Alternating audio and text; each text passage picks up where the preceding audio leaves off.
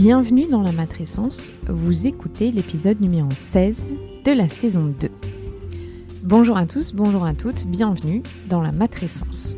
La matrescence, c'est la contraction du mot maternité et adolescence pour expliquer la naissance d'une mère. Et si vous voulez en savoir plus, il suffit d'écouter le premier épisode.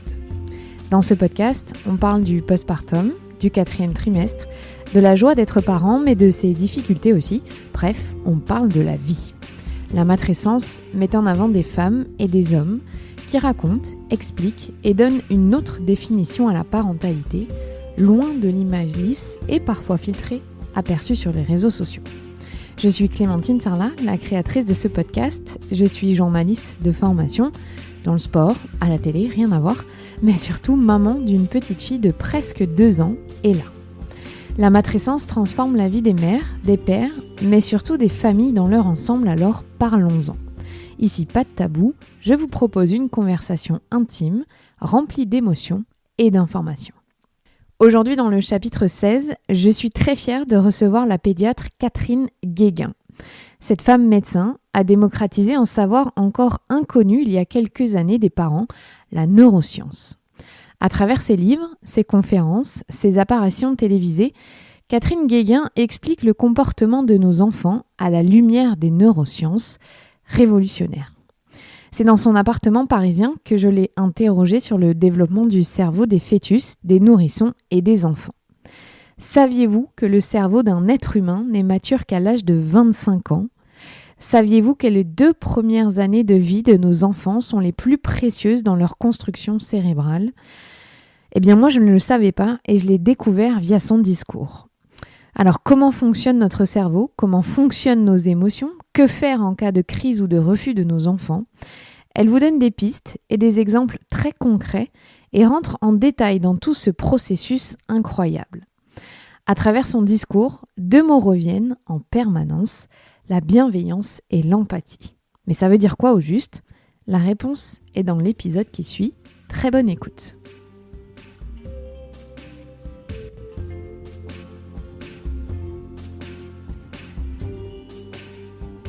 Bonjour, docteur Catherine Guéguin. Parce que Bonjour. On s'appelle docteur quand même. Je suis ravie d'être là, de pouvoir enfin vous interviewer après le petit couac qu'il y a eu en début d'été. Oui, mais moi aussi, je suis ravie d'être là. Est-ce que vous connaissiez ce concept de la matrescence, du fait de devenir mère, qu'il y avait un concept en psychologie ?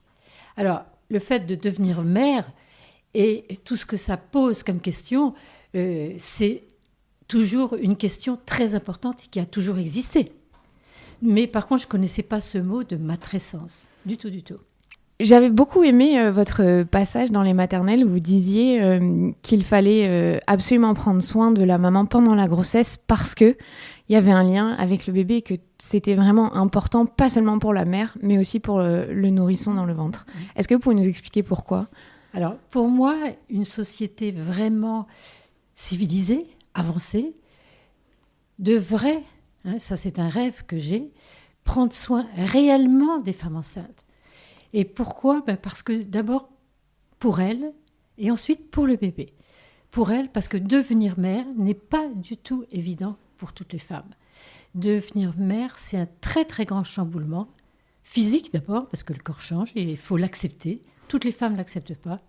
Ensuite psychologique, parce que devenir mère, ce n'est pas rien. Ça change totalement la vie d'une femme. Donc, une femme enceinte peut être très fragile. Et certaines femmes enceintes sont épanouies, elles sont rayonnantes, mais d'autres femmes vont mal et parfois très mal. Et ça, c'est un tabou. On parle beaucoup de la dépression postnatale, mais on ne dit pas combien devenir mère et peut être très très compliqué. Ensuite, pour l'enfant, eh bien, l'enfant, si la mère est entourée, comprise, qu'on la chouchoute, eh bien, l'enfant, lui, va aller bien. Pourquoi ? Parce qu'il y a beaucoup d'études maintenant qui montrent que quand les mères, pendant la grossesse, vont mal, elles sont anxieuses, déprimées ou très stressées, eh bien, ça a des retentissements directs sur le cerveau de l'enfant parce que l'enfant in utero est extrêmement fragile. C'est la période de la plus grande fragilité du cerveau. Et on sait que le stress des mères peut abîmer déjà le cerveau de l'enfant. Donc, l'enfant naît pour moi dès la conception. À 9 mois, il a déjà vécu 9 mois. Donc à la naissance, il a déjà toute une expérience de vie, parfois extrêmement positive, mais parfois qui peut être très négative aussi. Et ça, on n'en parle pas beaucoup. Donc moi, j'aimerais que les femmes enceintes soient chouchoutées aussi bien par leur famille, au niveau du travail, hein, qu'on puisse aménager leur temps de travail, vous voyez. Et ensuite, qu'il puisse y avoir aussi des lois qui protègent les femmes enceintes. Et je serais évidemment pour les femmes qui ne vont pas bien, qu'elles puissent vraiment aménager leur temps de travail. Et qu'on puisse, celles qui sont stressées, qu'on puisse les aider réellement. En fait, il faudrait une vraie politique de natalité autour des parents et de l'enfant. Absolument, absolument. Et c'est ce qui manque pour l'instant en France. Alors, en France, il y a un certain nombre de choses, mais vous savez qu'il y a une loi qui est parue qui a été promulguée le 10 juillet, et contre les violences éducatives vis-à-vis des enfants. Et dans cette loi, il y a une autre partie dont on ne parle pas. Le gouvernement s'engage à former tous les professionnels de l'enfance pour qu'ils puissent accompagner les parents. Donc vous voyez, il y a des choses qui devraient se mettre en place. Ensuite, probablement vous le savez, j'ai initié un diplôme universitaire, voilà, pour les pédiatres, parce que dans la plupart des pays développés, les pédiatres ont une formation réelle pour accompagner les parents. En France, il y a 0 formation pour les pédiatres, alors que les pédiatres sont sollicités en permanence par les parents, pour des conseils éducatifs. Mon enfant n'arrive pas à dormir, mon enfant mange mal, mon enfant fait des colères. Ça, ce sont des questions quotidiennes que les parents posent aux pédiatres. Et les pédiatres ne sont pas formés pour ça et ils ne savent pas quoi répondre. Donc j'ai initié ce DU qui va débuter au mois d'octobre à la Sorbonne. Il y a déjà beaucoup d'inscrits, de pédiatres qui viennent de la France, de Belgique aussi, pour qu'ils sachent accompagner les parents. Alors c'est d'abord ouvert aux pédiatres, parce que les pédiatres sont en première ligne vis-à-vis des enfants, aussi bien pendant la grossesse jusqu'à l'adolescence. Puis ensuite, j'espère qu'il sera ouvert à tous les professionnels de l'enfance. Est-ce que aussi, c'est le rôle de pédiatre, parce que c'est ça qui est très compliqué. Nous, parents, au final, on ne voit plus nos gynécos ou le personnel qui s'occupait de nous en tant que mère, on voit des pédiatres. Est-ce qu'eux aussi devraient être habilités à pouvoir dépister si les femmes ont une dépression postpartum, beaucoup d'anxiété, aider aussi les parents, parce qu'on le sait, si les parents ne vont pas bien, les enfants vont avoir plus de difficultés. C'est un rôle ambivalent, c'est difficile pour les pédiatres, j'imagine. Pour moi, ce n'est pas difficile, ça fait partie de façon inhérente à leur travail. Moi, dans ma vie de pédiatre, j'ai travaillé beaucoup en maternité et je m'occupais des parents pendant la grossesse. Et donc, les pédiatres ont toute leur place pendant la grossesse. Et je m'occupais des parents, justement, parce que ça peut être le père aussi qui ne va pas bien pendant la grossesse. Et donc, je m'occupais de ces parents-là qui étaient anxieux, stressés ou déprimés. Et donc, c'est extrêmement important de s'occuper des parents pendant la grossesse. Alors, comment est-ce que dans votre parcours, vous vous êtes intéressé aux neurosciences, parce que c'est de ça dont on va beaucoup parler, des très beaux livres que vous avez écrits. À quel moment c'est intervenu dans votre parcours ? Alors, moi, je suis un électron libre dans la pédiatrie, c'est-à-dire que j'ai eu la chance d'être dans un service où la chef de service m'a laissé libre et me faisait confiance de faire ce que je voulais. Mon rôle de pédiatre, je l'ai envisagé pour justement, d'un côté, il y avait la pédiatrie classique, c'est-à-dire m'occuper des enfants malades, et donc des parents qui avaient des enfants malades, mais aussi de l'épanouissement de l'enfant et de la relation parent-enfant. Et dans cette relation parent-enfant, j'ai rencontré l'aptonomie, qui vient de Hollande. Et qu'est-ce que c'est que l'aptonomie ? C'est le contact affectif. Et c'est pratiqué de la grossesse jusqu'à la mort. Ce n'est pas que pour les femmes enceintes. Moi, je me suis formée en aptonomie et assez rapidement, je suis devenue formatrice pour les professionnels de l'enfance en autonomie. Et on m'avait confié tout ce qui était relation parent-enfant, de l'enfance jusqu'à l'adolescence. Donc j'enseignais à des professionnels de l'enfance qui venaient un peu partout du monde et qui étaient des pédopsychiatres, des psychiatres, des pédiatres, des puéricultrices, des sages-femmes, des éducateurs. Donc moi, c'est mon tempérament, je voulais être au top. Et donc, grâce à Internet, au XXe siècle, j'ai regardé qu'est-ce qu'il y avait au niveau de l'affectivité dans la relation parent-enfant. Il n'y avait pas grand-chose. Et puis, fin XXe siècle, est apparu les livres de Damasio. C'était le premier à travailler sur les émotions. Et puis après, au XXIe siècle, il y a eu tout ce qu'on appelle les neurosciences affectives et sociales. Et moi, j'ai été émerveillée, enthousiasmée de voir qu'il y avait des chercheurs du monde entier qui s'intéressaient à ce que faisait la relation au niveau du cerveau de l'enfant. Et on ne le savait pas du tout, du tout. Intuitivement, on pouvait imaginer des choses, mais on ne le savait pas. Donc, je me suis rendu compte que mes collègues ne connaissaient pas ça, ne savaient pas ça. Donc, au bout d'un certain temps, donc j'avais collecté beaucoup d'articles scientifiques. Je me suis dit, mais je ne peux pas garder ça pour moi et puis n'enseigner ça qu'aux praticiens de l'autonomie. J'ai envie de publier. Et donc, j'ai écrit un livre. Ce livre, j'ai eu beaucoup de mal à trouver un éditeur. Voilà. Les éditeurs me disaient, mais ce livre n'intéressera personne, c'est invendable. Et puis, c'est grâce à une patiente, un jour, qui m'a dit, mais vous devriez écrire. J'ai dit, mais j'ai écrit. Et elle était éditrice chez Robert Laffont. Et c'est grâce à une de mes patientes que j'ai pu publier ce livre. Et donc, j'ai été très étonnée. C'est un best-seller, hein, il faut le dire. Oui, votre livre marche extrêmement bien. Et j'ai été très étonnée parce que les éditeurs m'avaient dit que ça n'intéresserait personne. Et j'ai été la première surprise, et au début un peu stressée, de voir que, en fait, ça intéressait beaucoup de monde.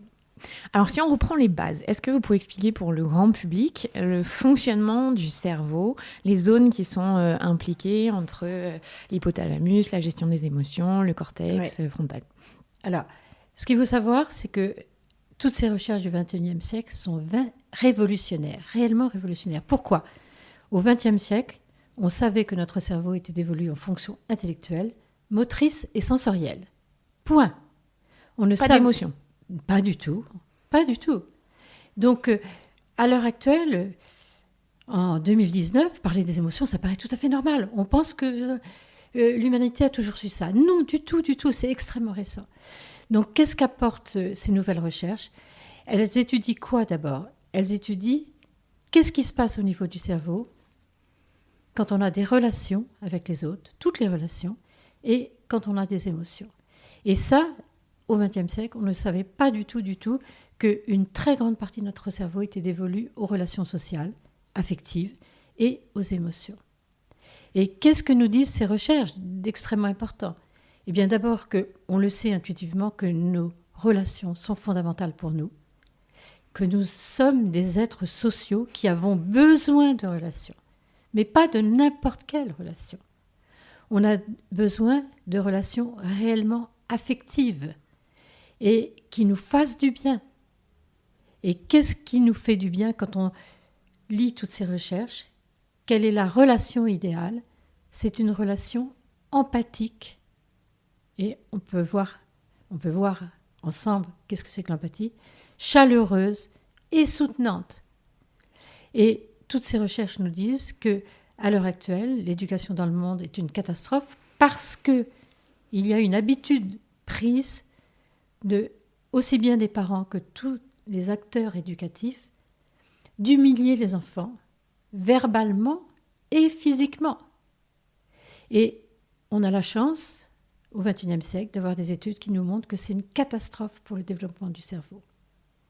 Autant l'empathie, être empathique, chaleureux et soutenant, va favoriser le développement du cerveau de l'enfant, autant lui dire « t'es méchant, t'es pas gentil, c'est pas bien ce que tu fais » et de le punir, de le taper, parce que 80% des enfants dans le monde, ou même plus, sont humiliés verbalement et physiquement toute la journée, aussi bien dans leur famille qu'à l'école. Donc il y a énormément de travail à faire et de remise en question de la façon d'éduquer nos enfants.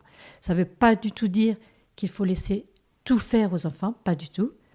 Notre rôle de parent ou d'éducateur est de transmettre des valeurs, de poser un cadre, de savoir dire non à l'enfant, mais on le fait sans humilier, sans punir l'enfant.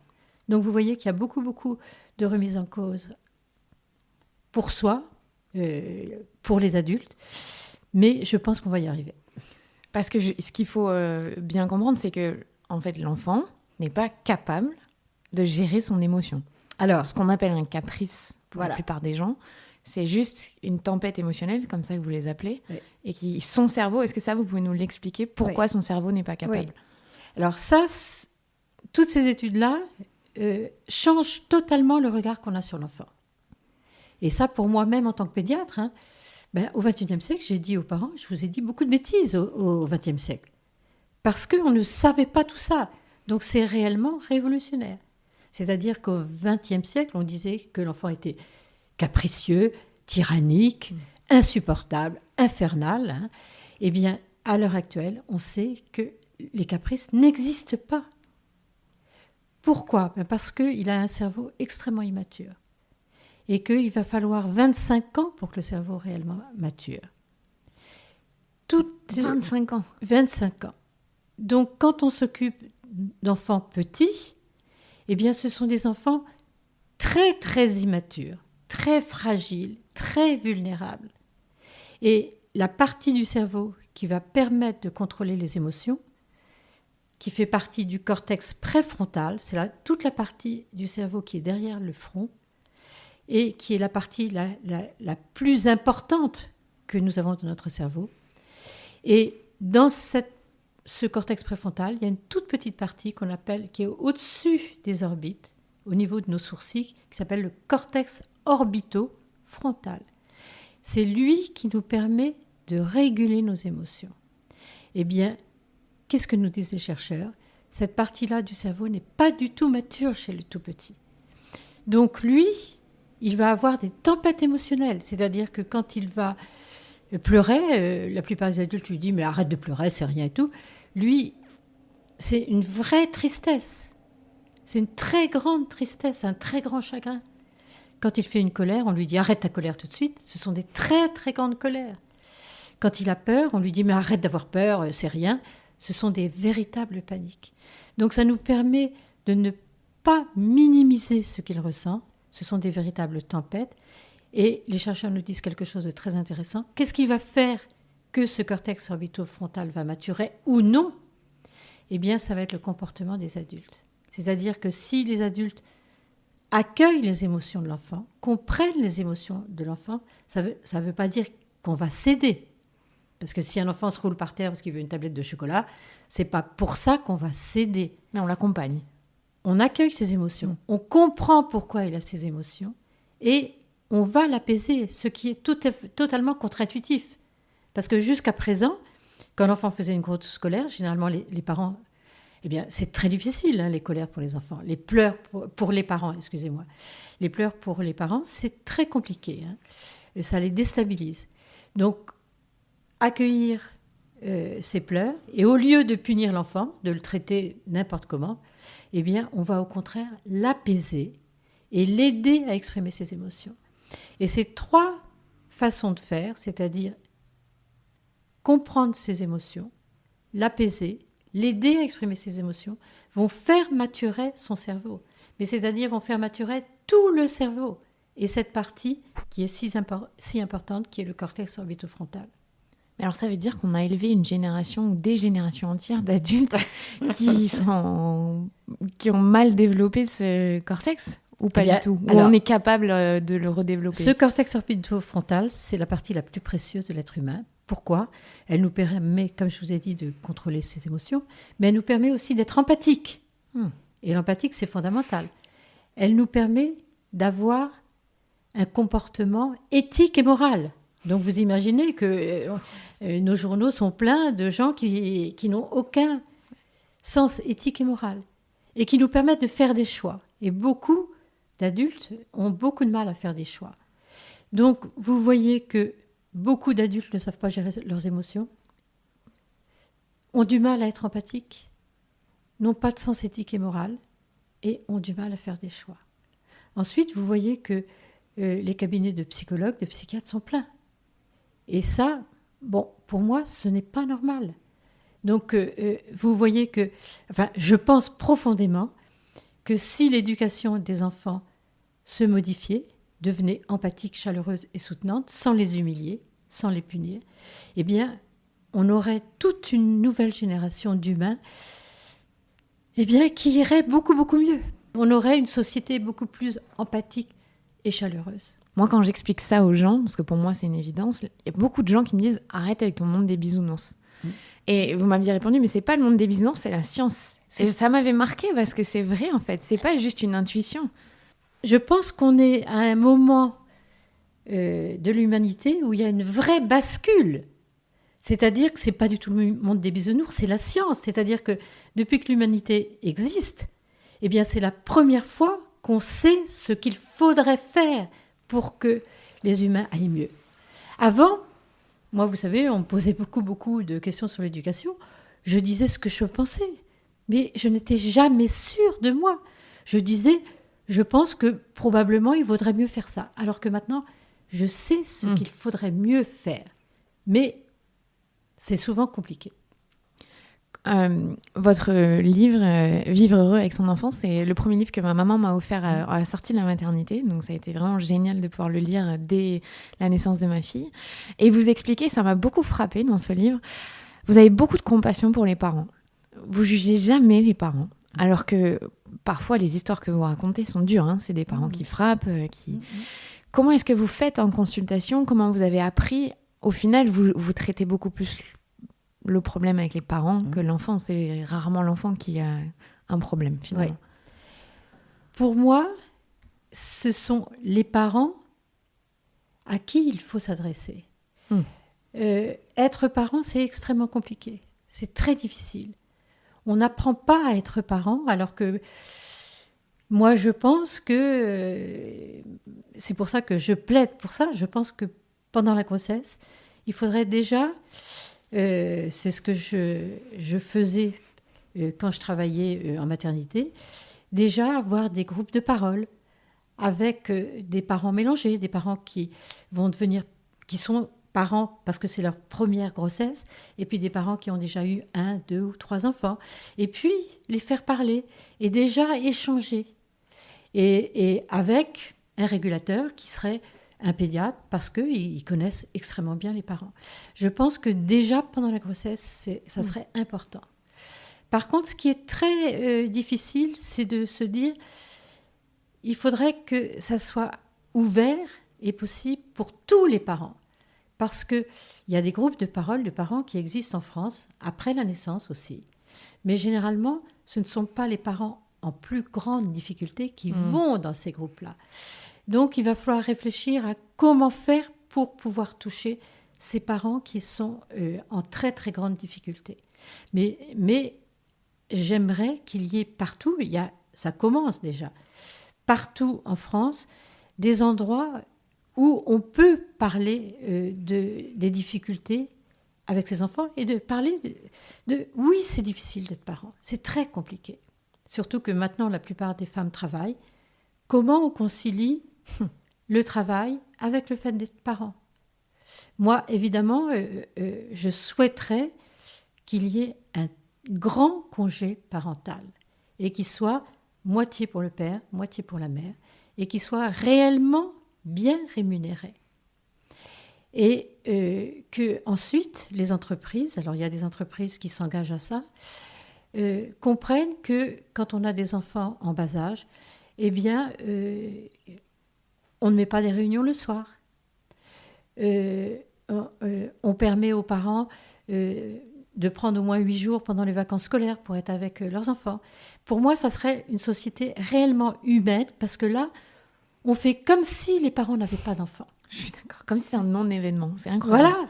Alors que pour moi, c'est aussi, ça serait aussi le témoin d'une société avancée qui comprenne que quand on a des jeunes enfants, il faudrait qu'on travaille un peu moins. Vous voyez ? Et c'est plutôt l'inverse hein, qu'on Et fait. c'est plutôt l'inverse. Les pays nordiques ont compris ça. Et donc, je ne vois pas pourquoi on n'y arriverait pas. Il y a de l'espoir, puisqu'il y a des modèles Oui, qui marchent. oui. Alors, moi, ça m'énerve beaucoup, beaucoup quand on me dit « Mais nous ne sommes pas les pays nordiques ». Et moi, je réponds « Mais pourquoi ?» Puisque les pays nordiques sont vraiment humains, ils comprennent les besoins humains. Et les besoins humains, c'est que les parents, oui, ils ont besoin de temps pour être avec leurs enfants. Eh bien, moi, je ne vois pas pourquoi nous, Français, on ne serait pas aussi humains que les Nordiques. Ce n'est pas une question de... on n'est pas comme les Nordiques, on est des humains comme les Nordiques. Dans votre cabinet, quand vous aviez beaucoup de consultations de parents, est-ce que vous avez réussi à cerner une tendance ? Est-ce que c'est parce que souvent les parents sont dépassés parce qu'ils sont extrêmement fatigués, parce qu'ils sont mal entourés, ou parce qu'ils ont eu une éducation très dure ? Qu'est-ce qui ressort le plus ? Alors, d'abord, je n'étais pas en cabinet, j'ai toujours travaillé à hôpital. l'hôpital. Donc, c'était des consultations à l'hôpital. Toutes ces raisons-là, elles sont là vis-à-vis des parents. Le plus important, c'est que les parents, à l'heure actuelle, avec justement les réseaux sociaux, ils sont complètement perdus. Parce que sur les réseaux sociaux, il y a tout et n'importe quoi. Et donc, ils ne savent pas que croire et qui croire. Donc ça, c'est extrêmement compliqué. Ensuite, là, je vous ai parlé du travail des parents. Les femmes travaillent, et moi, je trouve ça très bien. Moi, j'ai travaillé toute ma vie, mais je pense, et je le redis, et ça peut choquer beaucoup, beaucoup de monde, je pense que quand les parents, et je parle des deux parents, je ne parle pas du tout que la mère, quand les deux parents ont des jeunes enfants, il faudrait qu'ils puissent aménager leur temps de travail. Donc, il y a aussi le travail des parents. Et notre société est très stressante, justement, parce qu'on demande beaucoup, beaucoup aux parents, on leur demande au travail d'être très performants. Et puis aussi, il y a les écrans. On sait que les parents passent beaucoup de temps sur les écrans, même quand ils sont à la maison.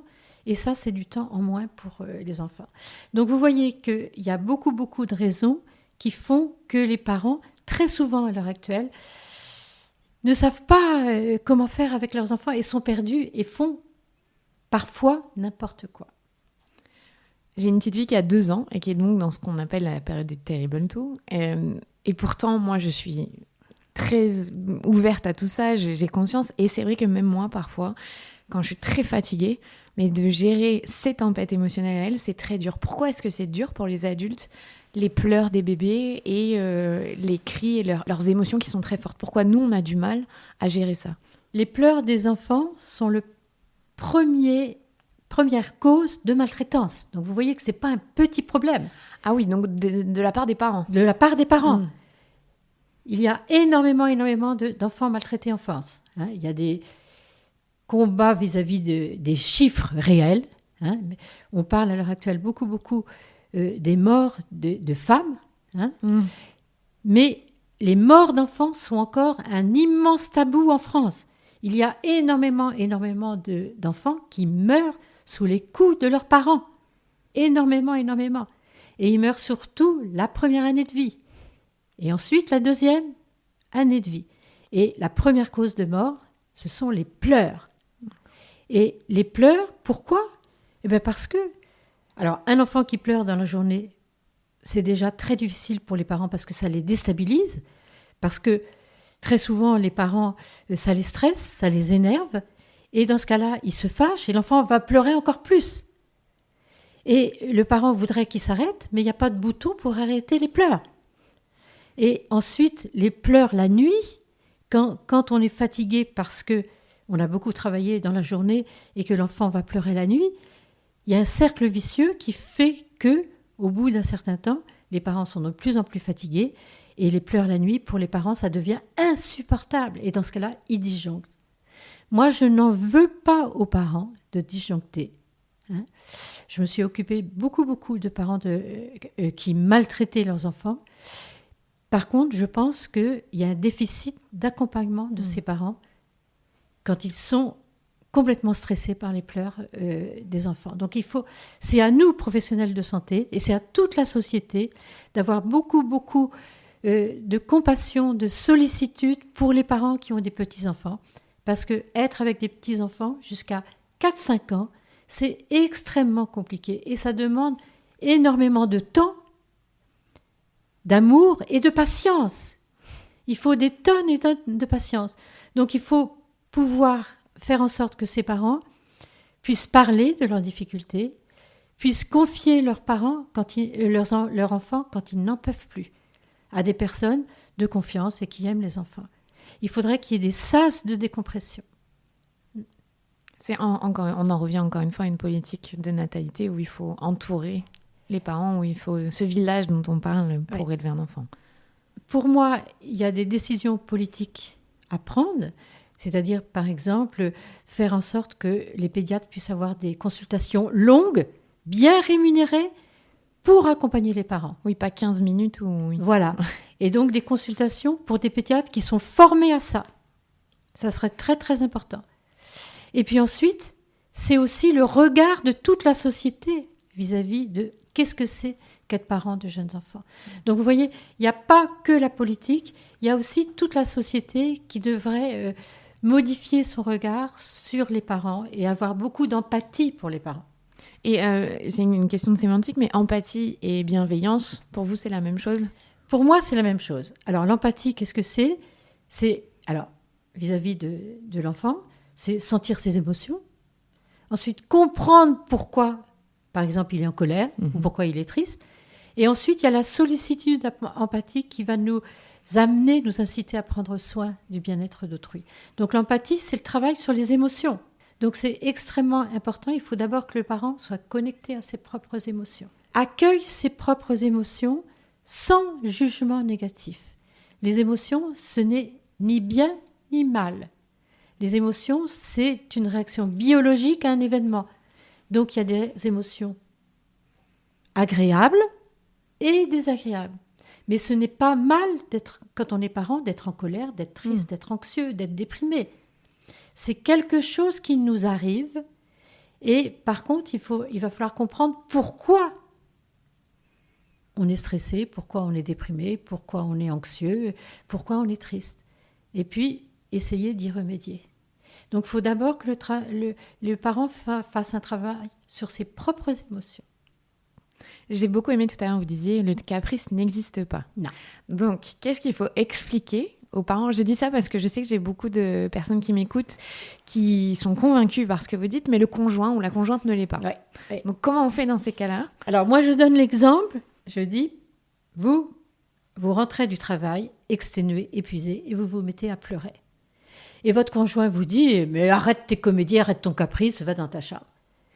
Et pour moi, les pleurs, quel que soit l'âge, vous voyez, ce n'est pas que les enfants.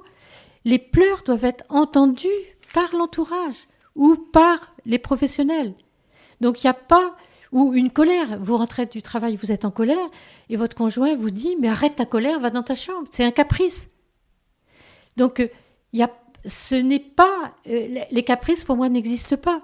C'est-à-dire ce qu'on ressent doit être entendu à tout âge. Donc ce mot caprice devrait être banni. Par contre, je vous redonne l'exemple, un enfant peut être en colère parce que vous lui refusez de manger du chocolat. Eh bien là, on va lui dire, après c'est une question de ce que vous souhaitez faire vis-à-vis du chocolat, mais il va vouloir manger toute la tablette et il y a un moment, il va falloir lui dire non. Dans ce cas-là, il faut lui dire non. Mais qu'il veuille du chocolat, c'est normal, c'est pas un caprice. Parce que nous aussi, adultes. Mais complètement. Complètement. Ma fille veut quelque chose et je me dis non, elle peut pas. Et je me dis mais en même temps, moi, si j'étais elle, je voudrais aussi. Se mettre à la place de l'enfant, ça aide beaucoup, moi, je trouve, à relâcher un tout petit peu. Oui. Une des clés, c'est se mettre à la place de l'enfant, toujours, toujours, toujours. Et ça, adulte, on a beaucoup de mal. Parce qu'aussi, j'ai la sensation, moi, que beaucoup dans la société, on a considéré que l'enfant n'était pas un être à part entière. C'était notre enfant, notre chose. Et que je trouve la société, on parle beaucoup de l'enfant, mais on ne le considère pas comme être humain dès sa naissance. Alors que même vous dites même dès avant. Pour moi, je ne trouve pas qu'on parle beaucoup de l'enfant. Vous voyez, ce qui se passe au niveau des femmes avec MeToo, c'est extraordinaire et c'est mondial. Et ça, c'est extraordinaire. On se rend compte que oui, il faut arrêter de violenter les femmes. Mais les enfants, on ne parle pas de ça du tout. Alors que les enfants sont les personnes les plus fragiles de toute la société.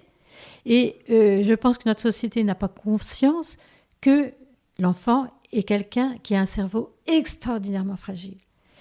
Et cette histoire de femme violentée, pour moi, beaucoup de personnes ne font pas le lien entre la violence qu'un adulte a vis-à-vis d'une femme et ce qu'il a subi pendant son enfance. Alors vous savez que il y a à peu près 80% de femmes qui battent, d'hommes qui battent leurs femmes, mais il y a aussi 20% de femmes qui battent leurs hommes. Donc moi, je ne suis pas pour le mot... Dans les violences conjugales. Dans les violences conjugales, donc pas moi, dans la je ne société. suis pas pour le terme féminicide, parce qu'on ne parle dans ce cas-là que 80%. Je suis pour le terme violence conjugale. Donc, on n'est pas violent à l'âge adulte si on a été élevé sans violence, vous voyez. Donc, plus on a été élevé avec violence, aussi bien violence verbale que physique, plus on va devenir violent à l'âge adulte. Donc ce n'est pas pour rien. La cause, pour moi, la cause principale de la violence à l'âge adulte, c'est l'éducation. Un enfant élevé avec empathie ne devient pas violent. Il peut, à l'âge adulte, être en colère, être triste, être anxieux, oui, parce que ça, c'est des émotions. Mais il ne va pas devenir violent. Alors en revanche, est-ce que vous pouvez nous dire si un enfant qui a été élevé dans un contexte de violence sera capable, adulte, de ne pas l'être et de modifier tout son cortex et d'avoir cette capacité de résilience et donc de ne pas suivre le chemin de ses parents? Bien sûr, et heureusement. Pourquoi ? Parce que notre cerveau se modifie tous les jours. Il est malléable. Si un enfant a été élevé avec violence et que dans sa vie, mettons à l'école et ensuite à l'âge adulte, ne rencontre que des gens violents avec lui, il ne peut pas résilier. Et soit la violence, qu'est-ce que ça entraîne ? Soit ça entraîne chez l'enfant, l'adolescent et à l'âge adulte de la violence, soit au contraire de la dépression, soit au contraire de l'anxiété. C'est-à-dire que quand on a été élevé avec violence, on ne devient pas toujours violent, on peut devenir très déprimé ou très anxieux et développer beaucoup de troubles, même psychiatriques. Par contre, si on a été élevé avec de la violence, verbale ou physique, mais que à l'école, que dans les rencontres qu'on fait dans d'autres lieux, on rencontre des gens empathiques, chaleureux et soutenants, et à l'âge adulte aussi, bien entendu qu'on peut résilier. Et heureusement.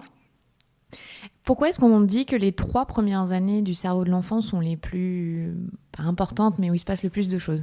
Alors, qu'est-ce que nous disent les recherches ? Que ce sont les 2 premières années de vie où le cerveau est le plus fragile, le plus malléable. C'est-à-dire qu'on sait que toutes les relations vont modifier en profondeur le cerveau. C'est-à-dire que ça va modifier les molécules cérébrales, les cellules cérébrales elles-mêmes, les neurones, les circuits neuronaux, parce qu'on a beaucoup de circuits dans notre cerveau, les structures cérébrales elles-mêmes, et aussi les gènes. C'est-à-dire que toutes les relations vont modifier en profondeur le cerveau. Donc, est-ce qu'un enfant naît empathique ? Alors, à la naissance, un enfant naît empathique, mais en fonction aussi de ce que sa mère aura vécu. Une mère qui aurait été extrêmement maltraitée, je ne parle pas de la petite maltraitance éducative, je parle des mères qui ont subi la très très grande maltraitance de leur enfance. On sait déjà que durant la grossesse, si on dose l'ocytocine, qui est la molécule de l'empathie, elles ont moins d'ocytocine.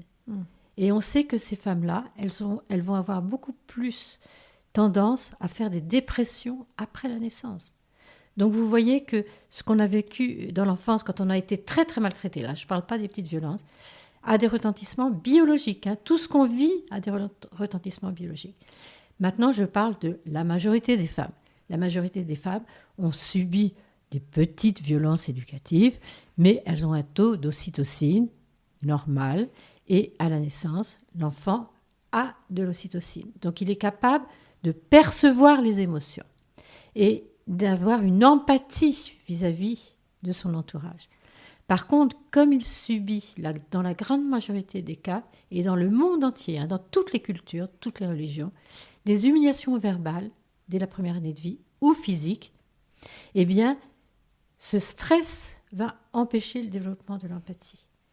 Donc vous voyez que c'est vraiment dès la première année de vie qu'il faut accompagner les parents, les soutenir, pour que malgré les difficultés d'être avec un enfant tout petit, qui demande beaucoup, beaucoup de présence, d'attention et de patience, je le répète, il faut vraiment aider ses parents à être empathiques. Au final, ça a aussi un impact, j'imagine, sur le harcèlement scolaire. Mais complètement. On sait que un enseignant qui a été formé pour développer ses compétences émotionnelles et sociales, c'est-à-dire qu'il va devenir empathique, mais une vraie formation, il va transmettre ça à ses élèves. Et d'abord, lui, l'enseignant, il va aller mieux. Il va se sentir plus performant. Il ne va plus avoir de burn-out. Alors que 30% des enseignants ont un burn-out. Parce que c'est très compliqué, les relations avec les enfants. Et les enfants qui ont développé leurs compétences émotionnelles, vous voyez, c'est toujours le travail sur les émotions et sociales, c'est-à-dire qu'ils savent s'entendre avec les autres, ils savent réguler leurs conflits, eh bien, eux-mêmes vont mieux personnellement. Ils savent entretenir des bonnes relations avec les autres. Et intellectuellement, ils se développent de façon extraordinaire, même dans les milieux défavorisés. Et pourquoi ? Parce qu'on sait, à l'heure actuelle, il y a des recherches extraordinaires qui montrent que quand les parents sont empathiques, eh bien, tout le cerveau de l'enfant va se développer au maximum de ses possibilités, aussi bien le cerveau affectif qui nous permet d'être bien avec nos émotions et avec les autres, mais aussi le cerveau intellectuel. Donc vous voyez que l'empathie agit sur le cerveau intellectuel, donc sur les capacités d'apprentissage des enfants. Il y a quelques mois, vous aviez enregistré une émission au maternel et il y a eu un petit extrait de cette émission qui a été mis sur les réseaux sociaux, qui a été vu plus d'1 million de fois, où vous expliquez exactement ça, que les caprices n'existent pas et pourquoi le cerveau est immature. Vous avez été surprise de voir que autant de gens ont vu cette vidéo ? Moi, je ne m'y attendais pas parce que là, autant je parle longuement avec vous et je développe, là, c'était, je ne sais pas, 2-3 minutes. Oui. Et en fait, j'ai vu, parce qu'on me l'a dit, moi je suis très très peu sur les réseaux sociaux, qu'il a été vu plus que 2 millions de fois. Ah, quand j'avais regardé, c'était 1 million. Oui, plus que 2 millions, Ah, oui. super. Je n'en reviens pas. Je n'en reviens pas. Ouais. Donc c'est que ça change. Ça change, et moi qui ai la chance, depuis l'apparition de mon livre, depuis plusieurs années, de faire le tour de la France, je vois des initiatives extraordinaires partout en France. Donc, beaucoup de gens, de parents, d'éducateurs, d'enseignants ont envie d'appliquer tout ça, ces nouvelles connaissances, oui. Oui, parce qu'au final, les gens, ils ont envie d'être apaisés. Mais j'imagine. complètement. Les parents ont envie que leur enfant aille bien et être de bons parents. Les enseignants ont envie de bien enseigner et d'être sympa avec les enfants. Mais on leur donne pas de formation, on leur dit pas comment faire. Ce qui manque justement pour tous les professionnels de l'enfance, ce sont des vraies formations. Parce que ça s'apprend, ça se travaille. Là, ce que vous faites avec le DU universitaire, donc c'est pour les pédiatres, vous avez prévu peut-être après de faire avec les professionnels de la petite enfance ? Alors, je fais des formations déjà pour les formatrices de puéricultrices. Je fais beaucoup de conférences pour les inspecteurs de l'éducation nationale, pour les enseignants. Enfin, je fais beaucoup de choses. Moi, ce que je voudrais, là en ce moment, c'est former justement des pédiatres qui puissent me remplacer. Donc mon but, c'est absolument de transmettre tout ça et qu'ensuite il y ait beaucoup de formateurs en France qui puissent diffuser ça. Parce que je ne peux pas être seule à diffuser ces connaissances-là. J'ai beaucoup lu, entendu, on m'a beaucoup rapporté d'histoires de pédiatres qui disent aux parents de laisser pleurer le bébé quand il est petit et qu'il vient de naître. Voilà, c'est extrêmement fréquent et je n'en veux pas du tout à mes collègues parce qu'ils n'ont aucune formation. Donc, ils font ce qu'ils peuvent. Et les pédiatres en ville sont absolument débordés, ils n'ont pas le temps. Les gens pensent que les médecins gagnent très bien leur vie. Ce n'est pas vrai du tout. Les pédiatres gagnent correctement leur vie, mais point. Donc, non, il faut qu'il y ait des formations pour les pédiatres. Et alors, est-ce que vous pouvez nous expliquer pourquoi on ne laisse pas pleurer un nourrisson ? Quand un bébé pleure, c'est pour dire quelque chose. Et en fait, il pleure soit parce que il est fatigué, soit parce qu'il a envie d'être pris dans les bras, soit parce qu'il a chaud, soit parce qu'il a froid, soit parce qu'il a mal au ventre, soit parce qu'il est stressé. Il y a énormément de causes des pleurs. Et le boulot des parents, c'est de comprendre pourquoi ils pleurent. Et si on ne comprend pas les enfants qui pleurent, eh bien, quand on pleure, il y a du cortisol qui est sécrété, et c'est une hormone de stress. Et quand ces pleurs ne sont pas entendus de façon fréquente, récurrente, eh bien, c'est un stress pour le cerveau. Et le cortisol va abîmer le cerveau de l'enfant qui est extrêmement fragile. Donc oui, il faut absolument répondre aux pleurs. Par contre, la vie du parent pendant les premiers mois de vie, parce que les enfants pleurent, elle est très compliquée parce qu'il faut beaucoup de temps, et je le répète, beaucoup d'amour et de patience pour être capable de répondre à ces pleurs. Il y a aussi beaucoup de techniques, de gens qui pensent qu'on peut apprendre un bébé à s'endormir et tout seul. Est-ce que les techniques de laisser 5 minutes, 10 minutes, 15 minutes, ça a un effet sur le cerveau de l'enfant? Pour moi, un tout petit, il a absolument besoin de la sécurité affective de ses parents quand il est tout petit. Et je ne dis pas aux parents qu'il faut faire du cododo, je leur dis de faire ce qu'ils sont capables de faire, mais un tout petit a besoin d'être sécurisé la nuit. Donc après, les parents vont faire comme ils peuvent, mais pour moi, un tout petit a besoin absolument d'être rassuré, sécurisé la nuit. Donc de dormir près de ses parents. De dormir près de ses parents. Alors après, les parents vont faire comme ils peuvent, ça peut être soit dans la chambre, soit il y a un lit qui est collé au lit des parents, soit dans le lit des parents. C'est à eux de voir qu'est-ce qu'ils souhaitent, parce que parfois la mère a envie de faire ça, mais le conjoint n'a pas envie. Donc après, c'est une décision de couple. Mais le tout petit a besoin d'être rassuré, sécurisé durant son sommeil. Et ces peurs la nuit, ce besoin de sécurité la nuit, peut durer jusqu'à 3-4 ans. Et très souvent, il ne faut pas avoir de crainte vis-à-vis de ça. Généralement, quand un enfant a été bien rassuré et bien sécurisé dans la petite enfance, à partir de 3-4 ans, il n'a plus besoin de ça. Donc, il ne faut pas se dire, si je fais ça, ça y est, il va rester dans mon lit ou dans ma chambre toute la vie. Non, pas du tout. Ouais, on n'a jamais vu d'adulte rester dormir dans le lit de ses parents. Enfin, je crois pas. Non. Donc, je suis pour absolument répondre aux pleurs des enfants. On en a un tout petit peu parlé tout à l'heure, mais pourquoi est-ce que nous, adultes, et j'ai quand même cette sensation un peu plus chez les hommes, je pensais la société, on a du mal à gérer nos émotions et en parler. Pourquoi c'est si tabou d'avoir, en tant qu'adulte, aujourd'hui avec les enfants, on commence un peu plus à les nommer, mais nous, on devrait être des robots qui ne ressentent rien et faire semblant que tout glisse sur nous. Alors, comme je vous ai dit tout à l'heure, parler des émotions, ce travail sur les émotions est très récent. D'accord. Donc, les adultes, qui sont nés fin au siècle dernier, 20e siècle, voilà, n'ont pas eu ce travail sur les émotions. Et on leur a dit, arrête de pleurer, arrête de faire des comédies, arrête de faire des caprices. Donc, on n'a pas entendu du tout et pris en compte leurs émotions. D'autant plus qu'ils sont des hommes. Aux hommes, quand ils pleurent, on leur dit, mais un homme, ça pleure pas. Il faut être fort. Donc, les hommes ont beaucoup plus de mal à être connectés à leurs émotions parce qu'on leur a dit de ne pas pleurer.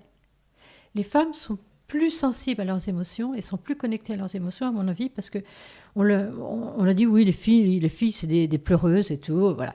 Mais les hommes ont eu l'interdiction de pleurer.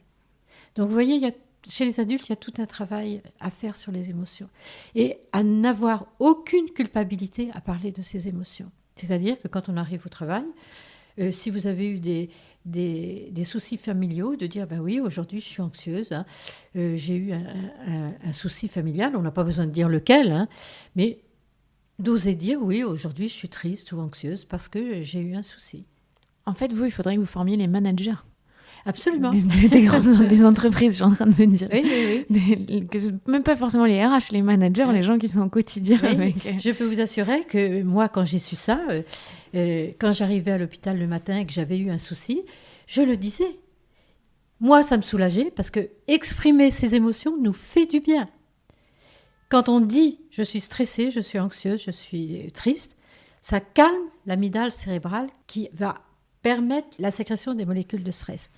Donc quand on dit « je suis anxieuse, déprimée ou en colère », eh bien tout de suite on va moins sécréter de cortisol. Ensuite, les personnes à qui on le dit vont avoir de l'empathie pour nous. Donc je préconise à chaque fois que je fais des interventions d'oser exprimer ses émotions sans culpabilité. On n'y peut rien d'éprouver telles ou telles émotions. Je sais que vous aimez beaucoup, alors pas le nom, la communication non violente. Oui.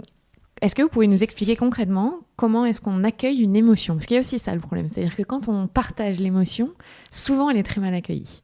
Donc quelle est la façon de faire en sorte d'être dans une écoute bienveillante ? Alors, il faut déjà être au clair vis-à-vis de soi. C'est-à-dire qu'il faut déjà accueillir ses propres émotions. Donc c'est un travail d'auto-empathie. Donc je pense il y a un certain temps de prise de conscience que être triste, eh bien c'est une émotion désagréable, mais qu'il faut accueillir sans culpabilité.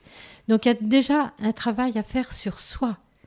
Une fois qu'on est sereine vis-à-vis de ça, on peut le dire justement sans culpabilité. Et si on le dit de façon sereine, l'autre va mieux accueillir nos propres émotions. Alors que vous voyez, si on dit, on est très très stressé de le dire, alors là, l'autre tout de suite va entendre ça, et donc il va entendre que, ben oui, il y a une faille en nous, il y a une faiblesse en nous, parce qu'on est stressé de dire ça, et il va pouvoir en profiter. Donc je pense qu'il faut d'abord être au clair sur soi, que c'est la vie en nous, et qu'il n'y a aucune culpabilité à avoir des émotions désagréables, et que plus on les partage, moins on va être stressé. Et que c'est très important l'expression des émotions. Et c'est très intéressant parce qu'au final, on est responsable de son propre état voilà. Et de ce qu'on véhicule. Et ensuite, le travail sur les émotions va nous permettre de mieux nous connaître. Donc c'est extrêmement important. Plus on est en contact avec ses propres émotions, plus on comprend leurs causes, plus on comprend les causes de nos émotions, plus on se connaît. Et le travail de connaissance de soi, c'est un travail extrêmement important. Et quand on est parent, on a envie que notre enfant se développe en ayant une bonne connaissance de lui-même. Donc il faut absolument l'aider à exprimer ses propres émotions. Donc le travail d'expression des émotions est très important. Et il commence par soi, en fait. Il commence par soi. C'est un travail très, très important.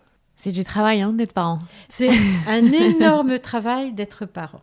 À l'heure actuelle, on sait deux choses, scientifiques, c'est-à-dire qui aident le cerveau de l'enfant à se développer, et aussi les parents qui aident leur cerveau à se développer, c'est le développement des compétences émotionnelles et sociales. On sait que ça aide le cerveau à bien se développer, et la méditation en pleine conscience. Ces deux choses-là sont évaluées scientifiquement. Et notre ministre de la Santé, j'en suis très très heureuse, elle sait ça. Et elle a demandé, c'était au mois de juin 2018, que tous les professionnels de l'enfance développent leurs compétences sociales et émotionnelles et la méditation en pleine conscience. Donc vous voyez, notre ministre de la Santé, c'est ça. Donc vous voyez, on a deux outils très performants. Donc moi, dans mon diplôme universitaire pour les pédiatres, il y aura beaucoup de travail pour les pédiatres pour qu'eux développent leurs compétences émotionnelles et sociales.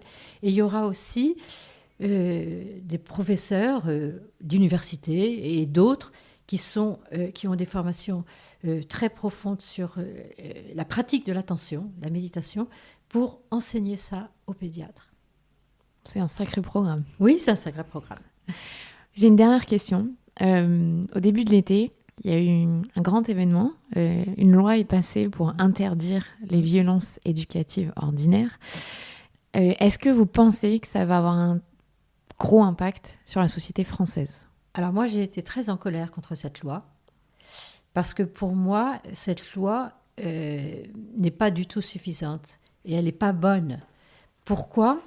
Parce qu'elle ne concerne que les parents, alors que les enfants sont toute la journée dans d'autres structures que chez leurs parents. Ça peut être chez les assistantes maternelles, dans les crèches, à l'école, à la cantine, dans les autres structures d'accueil, les centres aérés. Et il n'y a pas, ça ne concerne pas tous ces professionnels de l'enfance. Donc pour moi, ça ne va pas du tout. Il n'y a pas que les parents. Il y a tous les adultes qui sont en contact avec les enfants. Ensuite, elle n'est pas du tout explicite. C'est les violences psychologiques et physiques. Je peux vous assurer que les parents ne savent pas du tout ce que c'est qu'une violence physique. Ils pensent que tirer les cheveux ou les oreilles d'un enfant, ce n'est pas une violence physique. Alors que si, les magistrats ne savent pas du tout ce que c'est qu'une violence éducative. Ils n'ont pas de formation là-dessus. Ensuite, les violences psychologiques, ce n'est pas explicite. Il faudrait dire qu'est-ce que c'est. Ce sont toutes les paroles humiliantes et qui dévalorisent l'enfant, et c'est toutes les punitions. Il y a des études scientifiques de Harvard, donc ce n'est pas du tout n'importe quel chercheur, qui ont montré que humilier un enfant verbalement va abîmer telle ou telle partie du cerveau. Donc il aurait fallu dire que ce sont les humiliations. Violence psychologique, ça ne veut absolument rien dire pour les parents. Au contraire, ils pensent que c'est de l'éducation de dire à son enfant c'est pas bien ce que tu fais, t'es nul. Ils pensent que c'est comme ça que l'enfant va bien se comporter. Donc moi, je n'en veux pas du tout aux parents d'avoir ce comportement-là avec leurs enfants. Par contre, je pense qu'il faut les aider à comprendre. Et cette loi-là ne les aide pas du tout à comprendre. Donc c'était pas un vrai premier pas en fait. Pour moi, c'est une toute petite loi et je ne comprends pas. C'est-à-dire que il faut beaucoup de courage de la part de nos hommes et femmes politiques pour faire des lois, mais ils sont là pour ça. Et notre société évoluera si nos hommes et femmes politiques ont du courage. Ça sera long. Et moi, j'ai été auditionnée aussi bien à l'Assemblée nationale et au Sénat, et j'ai dit tout ça. Je n'ai pas été du tout entendue. Donc, je pense que c'est une occasion ratée de faire vraiment une vraie campagne pour informer tous les professionnels de l'enfance et tous les parents. Donc, j'ai été très, très en colère, mais réellement. Il y a du travail, mais il y a aussi beaucoup de gens, comme vous le dites, sur le terrain qui veulent changer les choses et qui ont de l'influence. Il y a énormément de parents et de professionnels de l'enfance qui sont en train d'évoluer et de changer. Merci beaucoup. Avec grand plaisir. C'était vraiment très intéressant. On a appris beaucoup de choses. J'espère que les gens qui écoutent aussi et qu'ils vont le partager, le diffuser pour que ça touche plein de gens. Parce que c'est important. Merci à vous. Merci beaucoup, docteur. Merci à vous d'avoir écouté ce 16e épisode.